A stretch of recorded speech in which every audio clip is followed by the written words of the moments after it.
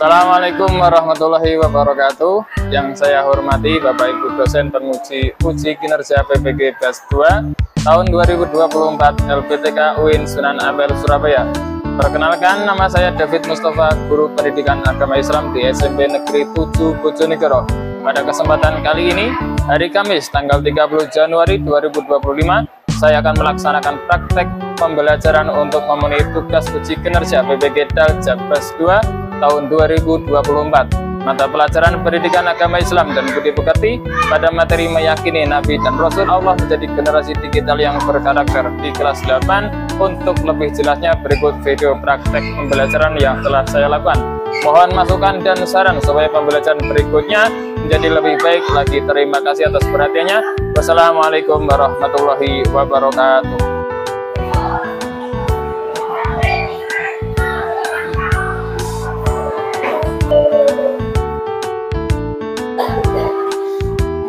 Assalamualaikum warahmatullahi wabarakatuh.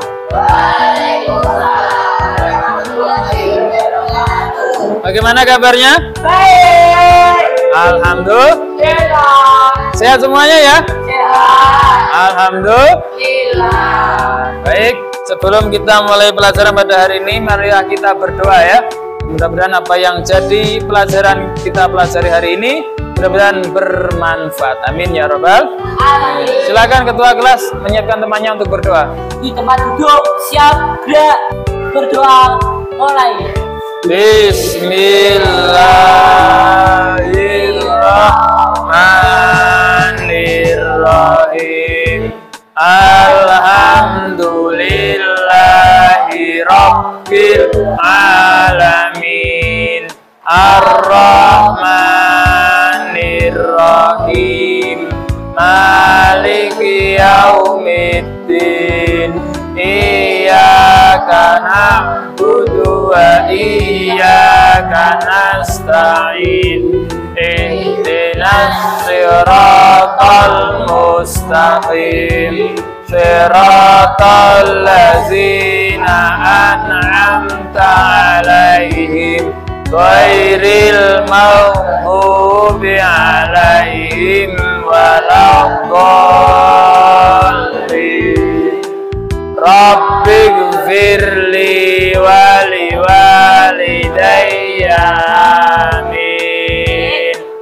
Raditu billahi rabba wa bil islami dina wa bi muhammadin nabiyya wa rasula. Rabbi zidni ilma warzuqni rahmah. Amin ya rabbal alamin. Baik, kita telah berdoa, mudah-mudahan apa yang jadi cita-cita kita, apa yang menjadi keinginan kita dikabulkan oleh Allah Subhanahu wa Ta'ala. Dan mudah-mudahan kita belajar pada hari ini kita diberikan ilmu yang bermanfaat. Amin ya rabbal alamin. Baik ya. Sebelum kita pelajaran, kita ice breaking dulu ya. Nah, biasa saja, yang biasa-biasa ya.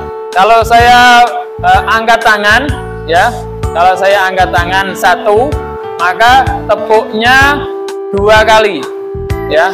Kalau saya angkat tangan kiri ya, tepuknya 3 kali. Kalau saya angkat dua-duanya, tepuknya 1 kali ya. Baik, kita ulang ya. Ingat ya, kalau tangan kanan ya, tangan kanan berarti tepuknya 2 kali. Kalau tangan kiri 3 kali. Kalau dua tangan 1 kali. Baik, tangan kanan, tangan kiri, tangan 2, tangan kanan, tangan kiri, tangan 2, tangan kiri. Baik, tepuk tangan buat kita semuanya ya. Luar biasa ya. Kalian bisa fokus ya. Kalian bisa fokus apa yang saya perintahkan, sesuai perintah ya, luar biasa fokus kalian. Baik, selanjutnya ya, silakan dirapikan seragam kalian, baju-baju kalian ya, seragamnya apabila belum rapi, kemudian kerudung-kerudungnya, kemudian apabila yang belum pakai sepatu ya, silakan dipakai sepatunya ya. Baik, saya akan mengecek kehadiran ya. Saya akan panggil ya. Ahmad Rafa Firmansyah ya, Alvan Rizky, Chelsea Ayu hadir, Farel Utama hadir, Muhammad Rosid hadir, kemudian Muhammad Bagus hadir, Raffi Akbar, Teddy Dwi hadir, Yusri Ramadan hadir, Andika Putra, Sylvia Putri. Baik, semuanya hadir? Gak ada yang sakit? Gak ada. Alhamdulillah. Mudah-mudahan kita terus diberikan kesehatan oleh Allah Ta'ala sehingga kita bisa belajar di sekolahan. Amin ya Rabbal alamin. Pelajaran minggu lalu apa? Ya, masih ingat pelajaran minggu lalu apa? Apa?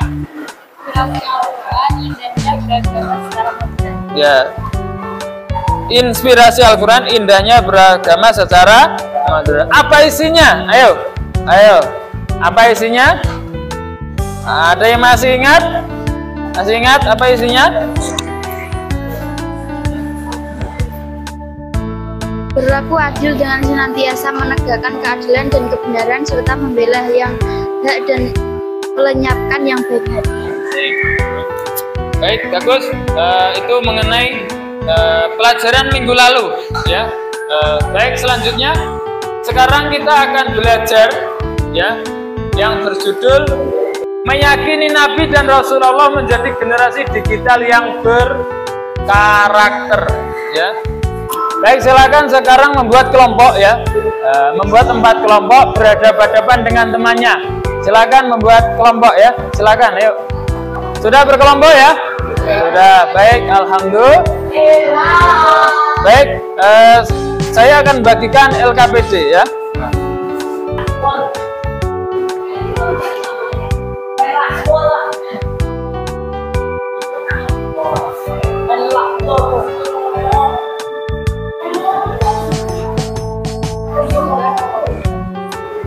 Baik, silakan dibuka buku paketnya ya, tentang meyakini Nabi dan Rasul Allah menjadi generasi digital yang berkarakter.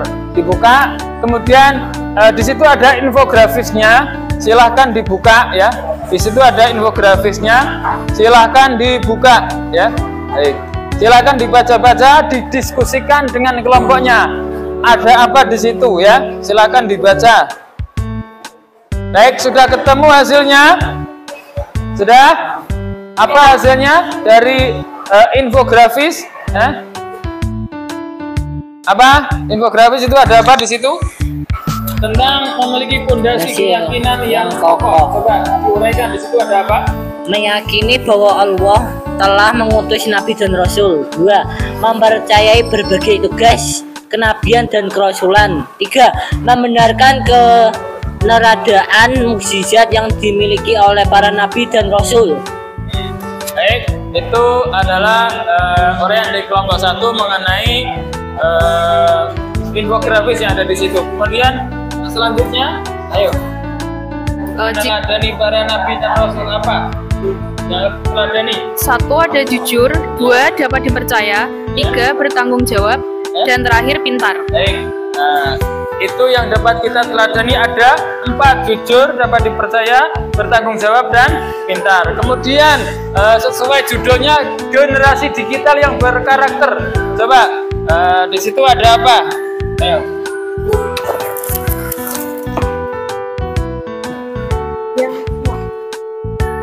Ya. 1. Berinternet dengan aman dan bertanggung jawab. 2. Memanfaatkan internet untuk kebaikan. 3. Menghindari dampak negatif internet. 4. Saling mengedukasi antar sesama. Baik, itu adalah infografis yang ada di situ ya. Kemudian selanjutnya Di situ ada pantun pemantik, ya. Silakan dibuka. Pantun pemantik. Di situ ada 4 pantun. Coba masing-masing kelompok membaca 1 pantun, ya. Masing-masing kelompok membaca 1 pantun. Silakan dibaca. Nomor 1, ya. Kaligrafi berelief timbul, sungguh indah setiap pahatan. Mengapa Allah mengutus Rasul? Sebab Rasul sebagai panutan. Kelompok 2, yuk. Gajah Sumatera nyaris punah, karena itu jangan ditangkap. Sidik amanah tabli fatona, jadi pedoman dalam bersikap. Baik, sekarang ke kelompok 3.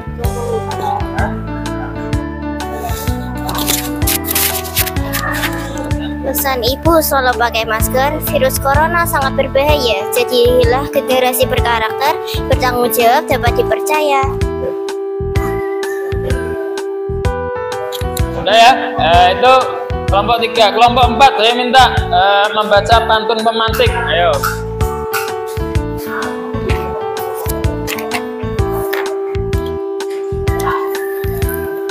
Badan panas boleh jadi tanda infeksi. Jangan tunda, segera periksa ke dokter. Generasi tidak sembarang generasi, tapi generasi digital berkarakter. Baik, di situ silakan mengenai pantun pemantik, ya. Sekarang diskusikan dengan teman sekelompok kalian, ya. Apa makna generasi digital menurut kalian? Makna generasi digital menurut kalian. Kemudian tuliskan hasil diskusi pada selembar kertas dan tunjukkan kepada guru kalian, ya. Silakan sesuai instruksi yang ada di aktivitas 1. Silakan didiskusikan. Baik, ya. Silakan diskusi mengenai tentang pantun pemantik tadi, ya. Aktivitas 1. Silakan diskusi.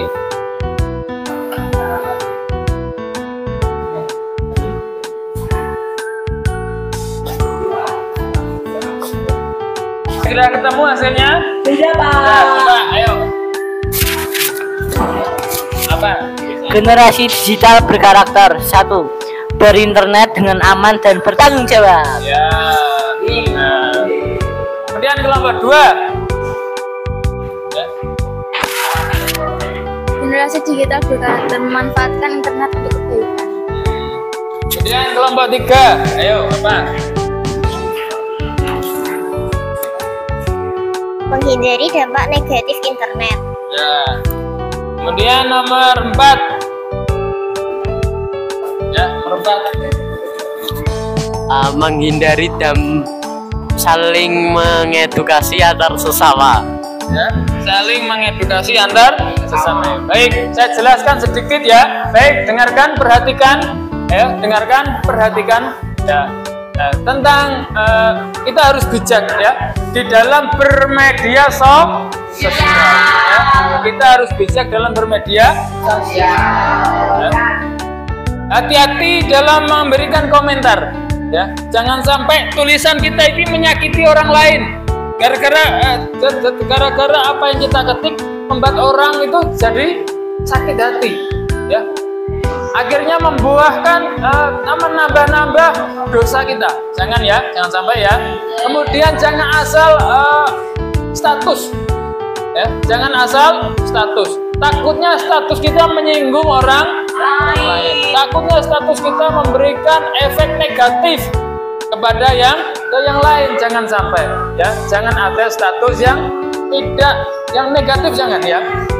Boleh ada status tapi yang positif, ya, terutama yang perempuan, ya, terutama yang perempuan. Jangan asal update status, apalagi berpose yang membuka aurat kita tampilkan di medsos, jangan, ya. Itu malah menambah jariah dosa, ya. Tanpa kita tidak ngapa-ngapain, ketika orang menonton itu dari aurat kita yang terlihat di medsos, itu menambah dosa kita. Walaupun kita sudah nggak ngapa-ngapain, tidur enak, tapi dapat kiriman dosa, dapat kiriman dosa. Gara-gara ada malam-malam ada orang yang melihat foto kamu yang nampak auratnya di medsos. Hati-hati, ya, jangan. Kalau masih ada foto kita yang ada di medsos, hapus, ya. Baik, selanjutnya silakan membaca Mari Bertafakur, ya. Silakan membaca Mari Bertafakur. Silakan dibaca, didiskusikan ada apa di situ. Ya, silakan dibaca, didiskusikan ada cerita apa yang ada di Mari Bertafakur. Ya, digali informasi di situ. Ya, silakan digali informasi yang ada di situ. Baik, sudah?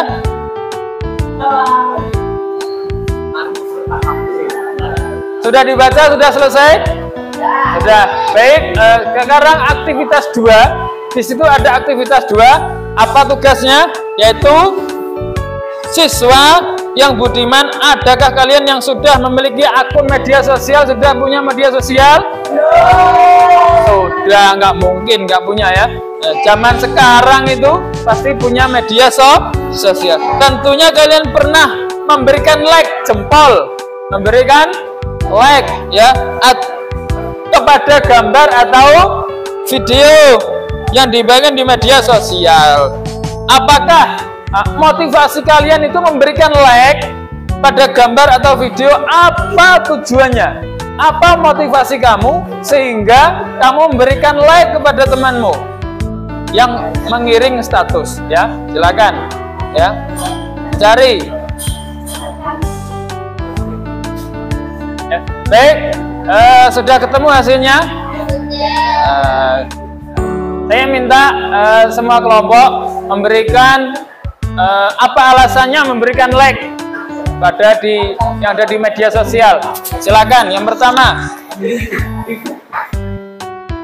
Persetujuan atau setuju. Seseorang memberi like karena mereka setuju atau mendukung isi postingan tersebut. Ya, karena setuju dengan idenya mungkin. Ya, ya. Kemudian yang kedua, apa alasannya? Postingan tersebut dapat berisi konten yang menarik, lucu, atau informatif, dan seseorang memberikan like sebagai tanda penghargaan. Ya, sebagai tanda penghargaan. Ya, memberikan like sebagai tanda penghargaan. Mungkin isinya bagus, menginspirasi. Ya, kita hargai. Ya. Kemudian yang ketiga, ayo, alasannya apa? Ya. Memberikan like bisa menjadi cara seseorang mengekspresikan emosi positif seperti sukacita, terhibur, atau terinspirasi. Mungkin karena terinspirasi. Kemudian yang keempat, ya, ayo keempat. Interaksi sosial memiliki like dapat menjadi bentuk interaksi sosial yang sederhana dan ramah di media sosial. Ya. Selanjutnya sudah selesai ya aktivitas 2 ya. Kalian dapat alasan kenapa kalian memberikan like. Selanjutnya ya kita akan bahas materi. Bapak akan menjelaskan sedikit. Nanti kalian lanjut sendiri dengan diskusi dengan temannya ya. Ya. Yaitu tujuan pembelajaran adalah menjelaskan makna iman kepada Nabi dan Rasul Allah dengan benar. Kemudian meyakini bahwa Allah Subhanahu wa Ta'ala mengutus para nabi dan rasul untuk menyampaikan wahyu kepada manusia. Ketiga, memberikan contoh penerapan keteladanan terhadap nabi dan rasul dalam kehidupan generasi digital dengan benar. Keempat, menjadi pribadi yang bertanggung jawab, jujur, dan dapat dipercaya. Kemudian yang keempat, menyusun paparan tentang penerapan sifat-sifat Rasul dalam kehidupan sehari-hari. Kemudian selanjutnya, iman kepada Nabi dan Rasul. Ya, iman kepada Nabi dan Rasul Allah adalah membenarkan bahwa Allah memiliki Nabi dan Rasul yang sengaja dipilih untuk menyampaikan wahyu kepada umat manusia. Ya, memang dipilih sengaja, diutus oleh Allah untuk menyampaikan wahyu. Wahyu itu apa? Kalamullah, ya, kalamnya Allah. Kemudian disampaikan kepada malaikat Jibril, sampaikan lagi kepada Rasul, sampaikan kepada seluruh umat manusia. Wajib percaya, hukumnya wajib percaya. Itulah dinamakan orang yang beriman, ya, beriman, meyakini dengan sepenuh hati bahwa Allah memiliki utusan, yaitu seorang Rasul. Ya, baik, selanjutnya pengertian iman secara bahasa dan secara istilah. Secara bahasa apa? Berarti pengakuan ikrar yang melahirkan sikap menerima atau al-qabul, dan tunduk atau al-izyan. Kemudian secara istilah apa? Secara istilah iman berarti membenarkan dengan hati, mengikrarkan dengan lisan, dan membuktikan dengan perbuatan. Ya, itu adalah pengertian iman. Kemudian perbedaannya apa? Perbedaan Nabi dan Rasul apa perbedaannya? Nabi adalah seorang laki-laki yang diberi wahyu oleh Allah Subhanahu wa Ta'ala untuk dirinya sendiri. Kalau Nabi itu wahyu itu untuk dirinya sendiri. Kalau Rasul adalah seorang laki-laki yang diberikan ya oleh Allah untuk dirinya sendiri dan untuk disampaikan kepada umat manusia ya. Nah, kemudian selanjutnya apa tuh tugasnya seorang nabi dan rasul? Ya, apa tugasnya? Sebagai saksi bagi umatnya. Yang kedua apa? Sebagai pembawa kabar gembira. Oh, kalau kita taat, kita dikasih kabar oleh Rasulullah, kalau kamu beriman, kamu bertakwa kepada Allah Subhanahu wa Ta'ala, maka apa pahalanya? Surga. Ya, pahalanya surga. Kasih kabar gembira, kasih pahala ini ya. Kemudian yang ketiga apa? Sebagai pemberi peringatan. Kalau kita nih maksiat, tidak menjalankan apa yang diperintahkan oleh Allah Subhanahu wa Ta'ala, maka kita dapat peringatan. Kalau kamu ya melanggar peraturan Allah Ta'ala, neraka lo ya, disiksa lo ya. Kalau kamu melanggar peringatan Allah, perintah Allah, maka apa? Dapat peringatan. Apa peringatannya? Masuk neraka. Mudah-mudahan kita selamat dari neraka, masuk surga bersama-sama, amin ya rabbal. Kemudian sebagai penyeru kepada agama Allah, ayo kita kembali kepada agama, ayo kita kembali kepada Allah Subhanahu wa Ta'ala ya. Kita beribadah ya. Selanjutnya mukjizat bagi Nabi dan Rasul. Apa mukjizat itu? Mukjizat adalah peristiwa ya, peristiwa luar biasa yang terjadi pada diri seorang nabi atau rasul sebagai bukti kenabian atau kerasulannya, sebagai bukti bahwa ini loh utusan Allah, ini loh kekuasaannya Allah Ta'ala yang diberikan oleh para nabi dan rasul. Itu adalah mukjizat yang tidak semua orang memilikinya, hanya seorang nabi dan rasul yang mempunyai mukjizat.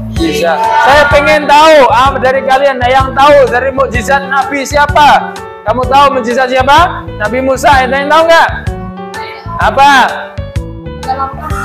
Membelah lautan dengan tongkatnya, itu Nabi Musa. Nabi Muhammad apa? Nabi Muhammad mukjizatnya? Membelah bulan. Ada lagi? Jari-jarinya mengeluarkan air yang digunakan wudhu oleh para sahabat ya. Jari-jari lo keluar air ya. Ada lagi Al-Quran.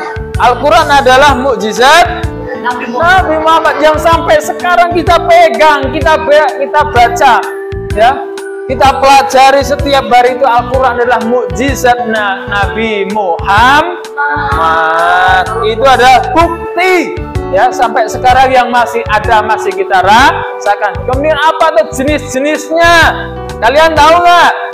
Mukjizat yang bersifat material, indrawi dan lokal. Mukjizat yang bersifat non material, logis dan dapat dibuktikan sepanjang masa. Itu jenis-jenisnya. Kemudian sifat wajib bagi Nabi dan Rasul yang harus dimiliki oleh Nabi dan Rasul apa? Sidik. Apa artinya? Benar. Yang kedua apa? Amanah. Apa artinya? Terpercaya. Kemudian yang ketiga apa? Tabligh, menyampaikan. Yang keempat apa? Batana. Apa artinya? Berdoa. Nah, kita harus berdoa pada Allah Ta'ala, mudah-mudahan memiliki 4 sifat ini. Benar, terpercaya, menyampaikan, cerdas. Mudah-mudahan kita memiliki sifat itu, amin ya rabbal alamin. Selanjutnya sifat mustahil, ya nggak mungkin. dimiliki oleh Nabi dan Rasul, yaitu yang pertama kizab, nggak mungkin Nabi itu bohong, nggak mungkin dusta Nabi, jelas jujur, itulah sifat yang dimiliki oleh Nabi. Kalau dia bohong berarti bukan Nabi. Kedua, khianat, nggak mungkin khianat Nabi itu ya. Ketiga, kitman, menyembunyikan wahyu dari Allah, nggak mungkin. Keempat, bodoh, nggak mungkin. Nabi kok bodoh, nggak mungkin. Nabi pasti cerdas ya. Kemudian sifat jaiz yang dimiliki Nabi. Apa tuh sifat jaiz? Ya, sifat yang mungkin ada pada Nabi dan Rasul yang dimiliki. Apa toh? Seperti sakit. Yo manusia ya. Manusia pasti punya rasa sakit. Apalagi lelah. Kemudian apa lagi? Makan. Apa lagi? Jelas manusia makan kemudian lanjut dan lain sebagainya ya. Itu adalah sifat apa? Jaiz. Kemudian sifat hikmah dari sifat jaiz apa? Apa hikmahnya? Sifat jaiz. 1. Melipatkan pahala atas keimanan dan amal soleh bagi Nabi dan para Rasul. 2. Memberi pelajaran kepada umatnya agar mengetahui boleh atau tidak boleh dilakukan suatu perbuatan. 3. Memberikan keteladanan tentang masalah keduniaan seperti bekerja, berumah tangga, dan lain sebagainya. Itu adalah hikmah dari sifat jaiz ya. Kemudian ada lagi ya, ada Rasul yang wajib kita ketahui ada berapa? 25. Di antaranya ada Rasul 5 itu apa? Ulul azmi. Kalau ulul azmi ada 5 nih. Bentar ya, ulul azmi ada 5. Tapi kalau wajib kita ketahui ada 25. Kalau Nabi, jumlah Nabi seluruhnya ya ada 124.000. Nabi itu jumlahnya ada berapa? 124.000. Yang wajib kita ketahui ada 25. Ya, dihafal. Bagaimana cara menghafalnya? Dengan lagu. Nyanyian ya, kita nyanyi ya. 1, 2, 3. Adam, Idris, Soleh, Ibrahim, Lut, Ismail, Ishak, Yakub, Yusuf, Ayub, Su'aib, Musa, dan Harun, Zulkifli, Dawud, Sulaiman, Ilyas, Yunus, Zakaria, Yahya, Isa, Muhammad, Nabi kita ya. Itu adalah 25 Rasul. Nah, dari 25 Rasul ada lagi nih, ada 5, yaitu Rasul Ulul Azmi. Rasul Ulul Azmi adalah Rasul yang memiliki keteguhan hati dalam menghadapi setiap kesulitan, dalam menyampaikan tuntunan Allah kepada umatnya. Nah, ini ada 5. Siapa? Nabi. Nabi siapa lagi? Ibrahim. Siapa lagi? Musa. Ayo, siapa lagi? Siapa lagi? Ada bagaimana cara menghafalnya? Ini inisialnya Nimim. N. Nabi Nuh ya. I. Ibrahim. M. Musa. I. Isa. M. Muhammad. Nimim ya. Itu adalah Rasulullah Azmi ya. Peran iman kepada Nabi dan Rasul bagi generasi digital ya. Kita semuanya punya medsos ya. Bagaimana sikap kita bermedsos ya? keteladanan yang diberikan oleh para nabi dan rasul dapat dijadikan sebagai inspirasi dalam membangun karakter diri menjadi generasi digital yang kokoh. Ya, punya sifat 4 tadi, tabligh, apa lagi? Amanah, fatona, apalagi sidik, amanah, tabligh, fatona. Itu kita miliki, ya. Kita contoh rasul-rasul, sifat-sifatnya kita contoh, ya. Kemudian menjadi generasi digital yang berkarakter. Generasi digital dapat meneladani sifat-sifat wajib bagi rasul sehingga menjadi pribadi yang berkarakter, jujur, dapat dipercaya dan bertanggung jawab dan cerdas, ya. Kita harus berhati-hati dalam bermedsos, hati-hati. Jangan sampai ketikan kita itu yang di medsos menyakiti hati orang lain. Komentar kita menyakiti orang lain. Jadilah ketika kita mengetik, ya, mengetik di medsos, jadi orang tersenyum bahagia. Alhamdulillah. Jangan sampai, ya Allah, ya. Jangan sampai, ya. Jangan sampai, ya. Kemudian, ya, lanjut, ya. Tangan kanan, coba tangan kanan, tangan kiri, duakan tangan. Ulang lagi, tangan kanan, tangan kiri, dua tangan, tangan kanan, tangan kiri. Baik, tepuk tangan.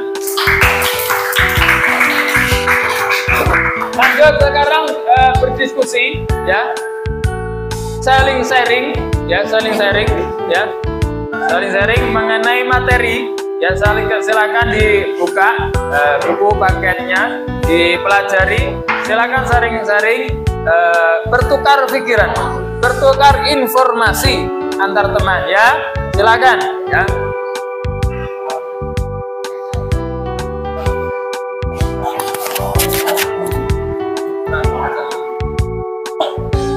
Para nabi dan rasul Allah selalu menghadapi tantangan dalam menjalankan tugas-tugasnya.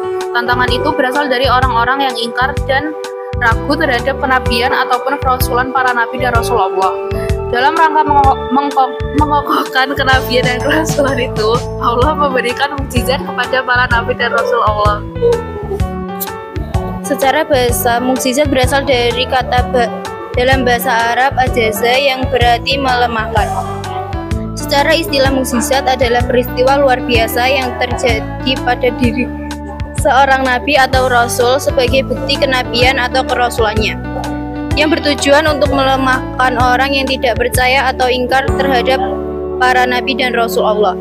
Peristiwa luar biasa ini berupa perkara di luar hukum kebiasaan untuk menguatkan bukti kenabian sekaligus sebagai tanda kebenaran bagi orang-orang yang mengingkarinya.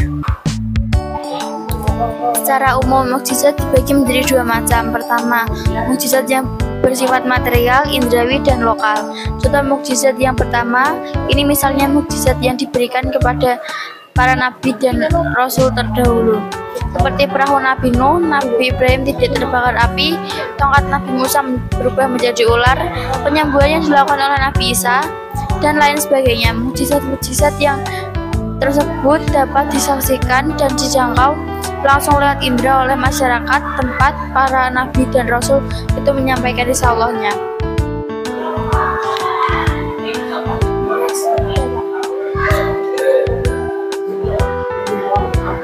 Saya minta kesimpulan, ya, dari masing-masing kelompok. Saya minta kesimpulan, ya, silakan. Saya minta dipresentasikan, ya, di depan kesimpulannya masing-masing, ya. Coba silakan mulai dari kelompok 1 di tempatnya saja, nggak usah di depan. Silakan. Iman kepada nabi dan rasul Allah adalah membenarkan bahwa Allah memiliki nabi dan rasul yang sengaja dipilih untuk menyampaikan wahyu kepada umat manusia. Allah mengutus Nabi dan Rasul karena kemurahan agar manusia mendapatkan bimbingan dalam meraih kebahagiaan hidup di dunia maupun di akhirat. Baik, kelompok 1 sudah menguraikan dari kesimpulan.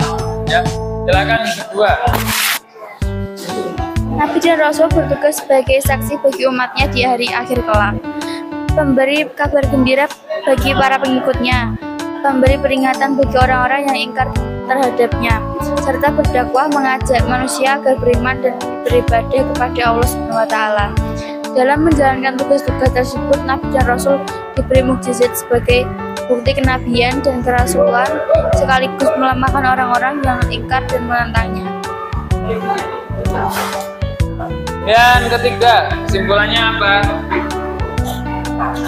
Nabi dan Rasul memiliki karakter yang kuat dalam diri mereka. Para Nabi dan Rasul memiliki sifat wajib, mustahil, dan jaiz yang bisa dipedomani oleh umat manusia sebagai teladan dalam kehidupan sehari-hari. Selain sifat-sifat tersebut, umat manusia juga bisa meneladani kesabaran, ketabahan, dan keteguhan pada Nabi Ulul Azmi. Ya, bagus sekali kesimpulannya. Yang kemudian yang keempat, saya minta dari kelompok 4 untuk menyimpulkan. Generasi digital bisa mengembangkan aktivitas dalam dunia digital dengan secara aman dan bertanggung jawab.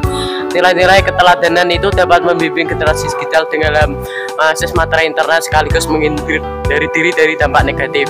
Generasi digital juga bisa saling mengedukasi di antara mereka dapat berinteraksi secara aman dan bertanggung jawab.